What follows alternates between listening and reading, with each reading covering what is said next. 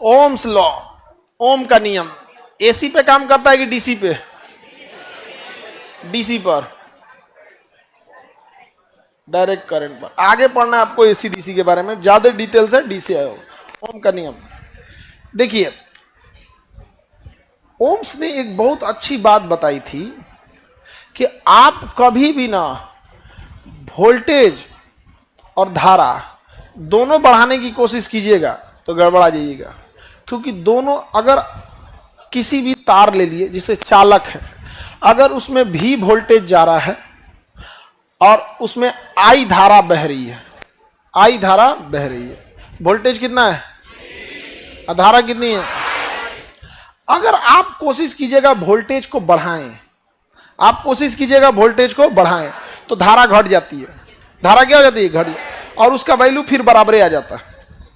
Example के तौर पर, यदि आपने किया वोल्टेज था 20, वोल्टेज कितना था?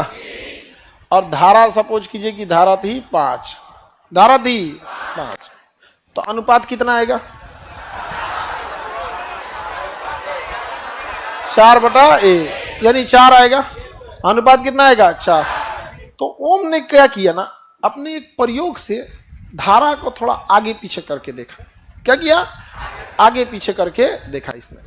और उसने जब पाया कि जब उसने धारा को वोल्टेज को आगे करके चेक करने की कोशिश किया, तो उसने कहा कि रुको तो ऐसा पहले घटा के देखते हैं। क्या करते हैं? घटा के देखते हैं।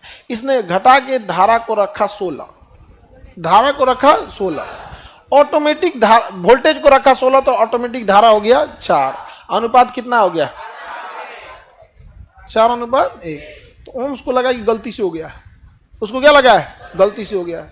उसने फिर वोल्टेज बढ़ा के किया 40, वोल्टेज बढ़ा के क्या किया? 40, धारा ऑटोमेटिक हो गई 10। कितना हो गई? 10। 4/1। अब ओम पगला गया, कहा कि अरे तरीका ये क्या हो रहा है रे भाई, ये को बढ़ा रहे हैं, दूसरा का आगे पीछे हो रहा है यहां पर। तो इसी तरह उसने कई सारे प्रयोग किया, तब उसने अपना नियम दिया कि वोल्टेज और धारा का अनुपात सदैव बराबर होगा।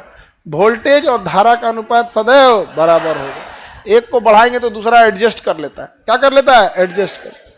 तो इसको और समझ में आ गया कि नहीं आ गया? अब इसको आप इंटर्म अगर बढ़िया से पढ़े होंगे या आपके टीचर लोग लैब में ले गए होंगे, तो आपको एक रिहोस्टेट दिया जाता है। रिहोस्टेट जो धारा के मान को बढ़ा से घटा सकता है।